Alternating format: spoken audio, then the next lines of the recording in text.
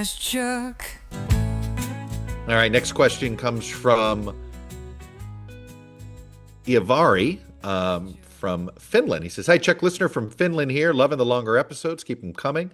The Senate primaries in Texas are turning out to be quite interesting. Oh, yes, they are. How bloody do you think they could get, for example, between Allred and Talarico?" Well, in fairness, Ivari, I think I did not answer this question in a timely fashion because, as we now know, it's no longer Allred and Talarico. It is Talarico and Crockett. If you are a listener to every episode, you may have already heard my take on that, and I'll give you that in a second. But let me finish your question.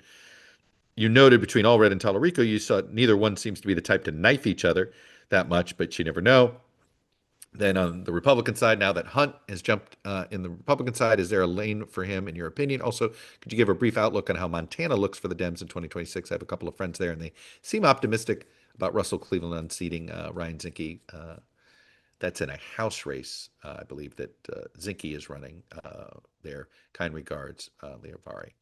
Let me start with the Texas thing. Like I said, I answered it before. Obviously, look, Jasmine Crockett essentially drove Colin Allred out of the race. And it was pretty clear a three-way primary was going to create a runoff, that there was enough people that got to Allred, convinced him to run for something that's a remnant of his old House seat there in North Texas.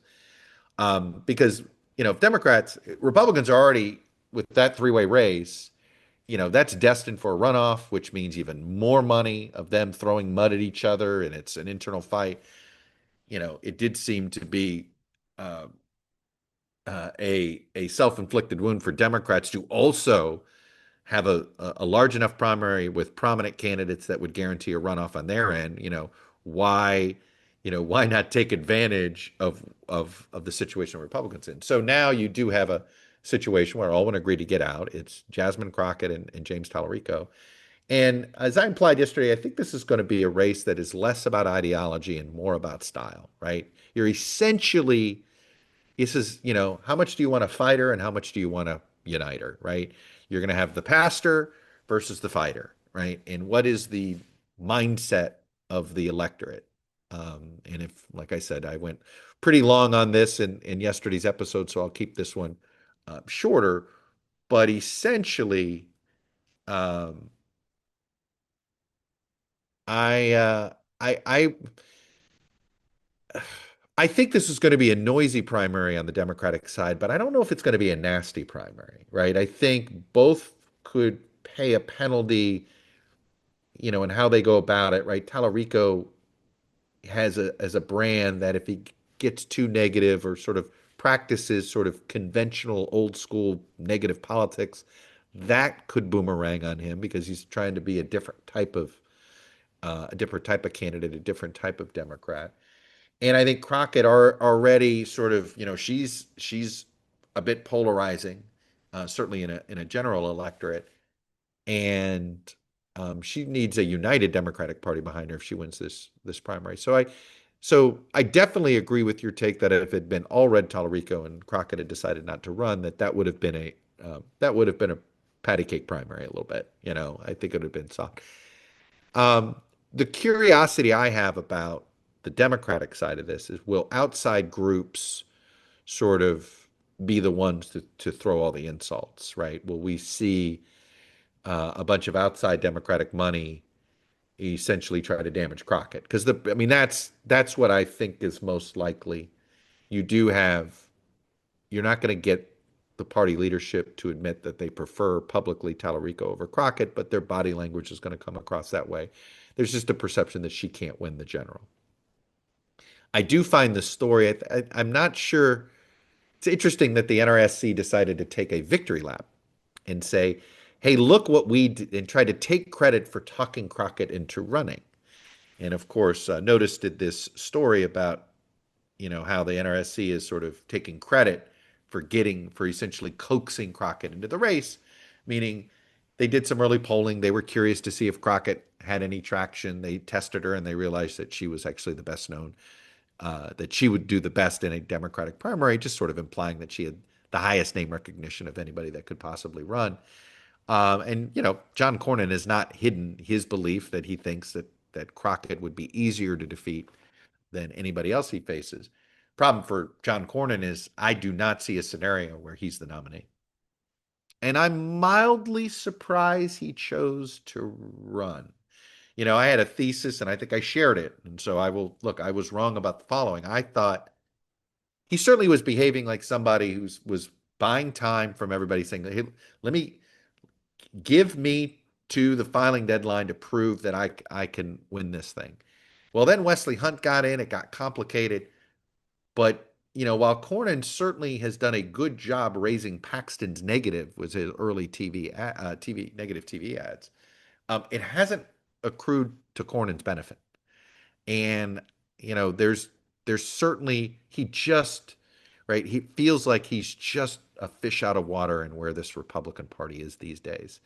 And it's as if the electorate knows that Cornyn is not one of them, right? He is getting a strong 32%, which is about what's left of the Bush wing of the Republican Party nationally, and it's about what's left inside the state of Texas. Now, if Cornyn were the general election of the Republican nominee, there's no doubt. I think he's the favorite no matter who he would face, whether it was Talarico or Crockett there. So obviously the Republican primary is going to be scorched earth, just scorched earth. But nothing's really moved. What I'm curious about, what is going to move Cornyn's numbers up? I know what everybody believes will move Paxton's numbers down. What moves Cornyn's numbers up? And in some ways, he may have made a mistake. And the NRSC is bragging about getting Jasmine Crockett in. But if Republican voters are convinced that anybody can beat Crockett, then they don't have to hold their nose and support Cornyn because he's quote unquote the only one that can prevent a Democrat from winning the Senate seat. So I just find it interesting that the NRSC is beating their chest when they actually that if Crockett is the center of attention in the Democratic primary, that actually may send the message to Republican primary voters um, that hey, Democrats are going to nominate somebody who can win a general election, so you don't have to worry about supporting the mushy moderate John Cornyn. And there's another reason why Cornyn may regret that there is a competitive primary at all in the Democratic primary. It's a, you know, Democratic, if there wasn't a competitive Democratic primary vote, you would have seen some that might vote in a Democratic primary choose to vote in a Republican primary. There's a little bit of choice in Texas. And he may cost himself some potential sort of moderate Democratic voters who might have, if there really wasn't a competitive Democratic primary, they may have done that. So, look, you are right to point out those Texas primaries. It's certainly why we're already have identified the Texas primary night as the next night we go live with election results in 2026. That is going to be as consequential of a primary night as there is in deciding whether or not Democrats do have a serious chance at picking up the Senate. There's a reason results matter more than promises. Just like there's a reason Morgan & Morgan has become America's largest injury law firm. For the last 35 years, they've recovered $25 billion for more than 500,000 clients. It includes cases where insurance companies offered next to nothing, short of shortchanging, seeing if they could get away with it. And Morgan & Morgan fought back, and they won millions. In Pennsylvania, one client was awarded $26 million. It was a staggering 40 times the amount that the insurance company originally offered. That offer, $650,000, whatever it took to sort of get away without paying. So with more than 1,000 lawyers across the country, Morgan & Morgan knows how to deliver for everyday people. So if you're injured, you're looking for a lawyer, check out forthepeople.com/ToddCast or dial pound law, pound 529 on your cell phone. And remember, all law firms are not the same. So give Morgan & Morgan a look. Their fee is free unless they win.